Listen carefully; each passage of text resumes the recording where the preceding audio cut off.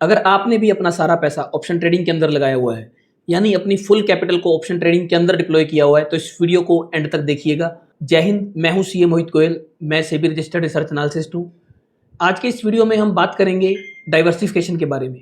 हम देखेंगे डाइवर्सिफिकेशन क्यों जरूरी है और आप कैसे अपने फंड्स को डाइवर्सिफाई करके अपने रिटर्न्स के पोटेंशियल को बढ़ा सकते हैं।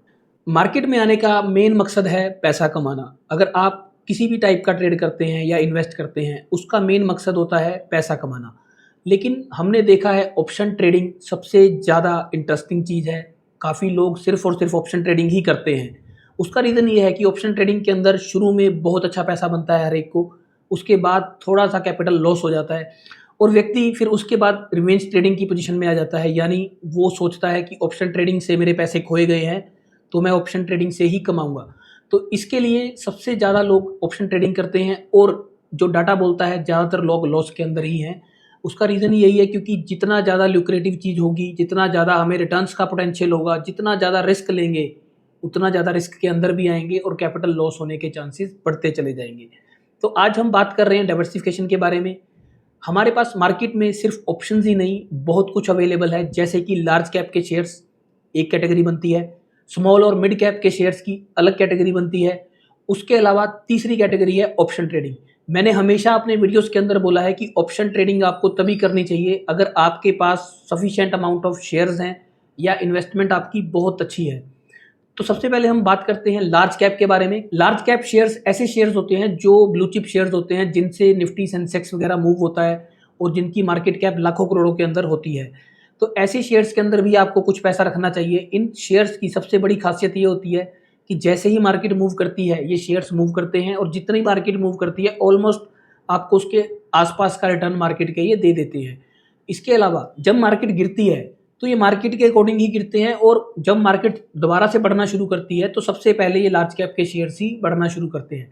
यानी ये मार्केट को ही रेप्लिकेट करते हैं। इससे आपका जो रिस्क फैक्टर है वो कम हो जाता है। और ये जो कंपनी होती हैं ज़्यादातर जानी मानी होती हैं, जैसे कि रिलायंस, टीसीएस, इन्फोसिस, ऐसे बड़े बड़े नाम होते हैं जिसके अंदर हमें कम से कम ये नहीं होता कि कंपनी बैंकरप्ट हो जाएगी या कंपनी कोई बड़ा ब्लंडर करके निकल जाएगी।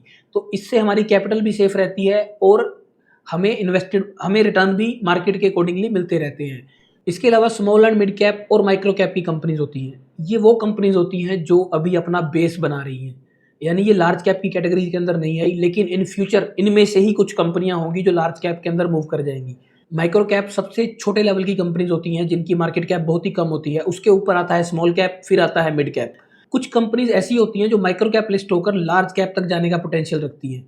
अगर आप फंडामेंटली स्ट्रॉन्ग हैं और आपकी बैलेंस शीट और मार्केट एनालिसिस करने की बहुत अच्छी स्टडी है आपके पास, तो आप इन कंपनीज को इनिशियल स्टेज में पकड़ सकते हैं माइक्रो कैप के लेवल पर और उनको लार्ज कैप के लेवल तक जाते जाते आप होल्ड कर सकते हो, जिससे आपका पैसा मल्टी बैगर बन सकता है। वहीं इसका एक ड्रॉबैक भी है। अगर आपकी एक गलती हुई इस कंपनी के अंदर तो कई बार हमें एग्जिट का मौका नहीं मिलता और यह कंपनी लोअर सर्किट पे लोअर सर्किट मारती चली जाती है और आप इसके अंदर से बहुत लेट एग्जिट करते हो या जिस टाइम पर आपको एग्जिट मिलता है आपकी काफ़ी कैपिटल का लॉस हो जाता है।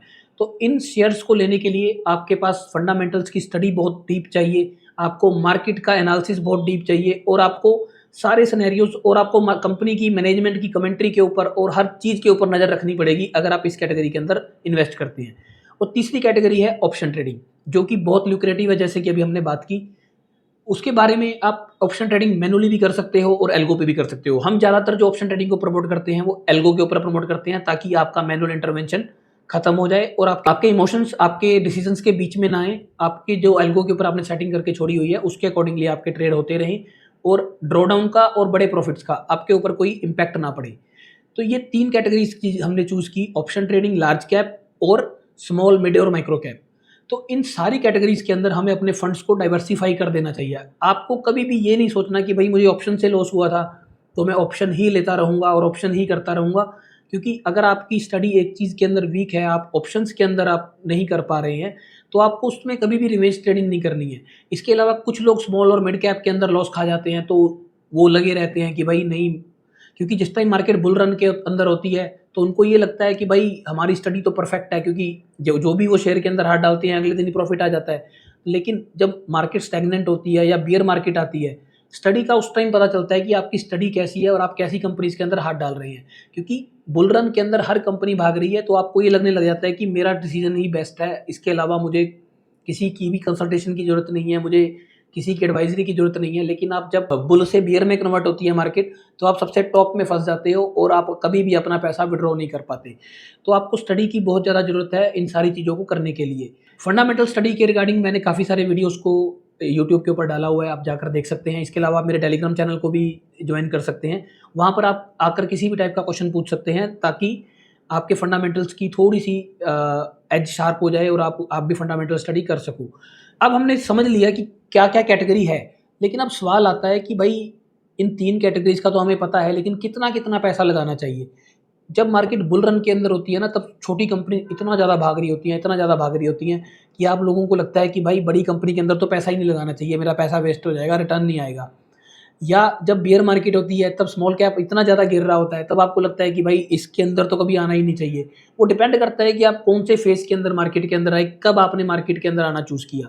ये सब लक फैक्टर भी है और आपकी किस्मत भी है कि आपने किस दिन को चूज़ किया मार्केट के अंदर आने को। बियर फेज़ में आओगे तो आपको लार्ज कैप अच्छा लगेगा, बुल फेज़ के अंदर आओगे तो आपको माइक्रो कैप और मिड कैप अच्छा लगेगा। तो हमें अपने फंड्स को डाइवर्सिफ़ाई करके रखना चाहिए। मेरे अकॉर्डिंग जो हम करते हैं कि 20% ऑफ द कैपिटल आपकी हमेशा लार्ज कैप के अंदर हो, ताकि उसके अगेंस्ट आप मार्जिन लेकर कुछ ना कुछ ऑप्शन ट्रेडिंग भी कर सको। उसके अलावा हमारा जो पर्सनल 50% पैसा, ऑलमोस्ट 50 से 60% पैसा हमारा मिड कैप, स्मॉल कैप और माइक्रो कैप की कंपनीज के अंदर होता है, और 20% पैसा हम ऑप्शन ट्रेडिंग के अंदर लगाते हैं। उसमें से कुछ लार्ज कैप के मार्जिन को यूज़ करते हैं और कुछ कैश को यूज़ करते हैं। तो इस तरीके से हम इस अपने फंड्स को डाइवर्सिफाई करते हैं, या फिर हम कुछ लिक्विड बीज वगैरह ले लेते हैं, ताकि थोड़ा पैसा अगर हमें ज़रूरत पड़े तो हम उसको निकाल सकें। यानी हम लिक्विड भी रहते हैं, हम लार्ज कैप के अंदर भी रहते हैं, स्मॉल कैप के अंदर भी रहते हैं, मिड कैप। हम अपने पैसे को इस तरीके से डाइवर्सिफाई करते हैं कि जिस भी तरीके की मार्केट आए, बियर मार्केट आए, बुल मार्केट आए, हमें ज़्यादा कैपिटल इम्पैक्ट ना हो हमारी, और हमारा पैसा बनता रहे। अभी हमने कुछ टाइम से नोटिस किया लास्ट मंथ से कि ऑप्शंस के अंदर किसी भी स्ट्रैटेजी के अंदर पैसा नहीं बन रहा है, पर वहीं एसएमई पोर्टफोलियो के अंदर हमारा बहुत ज़्यादा पैसा बन रहा है।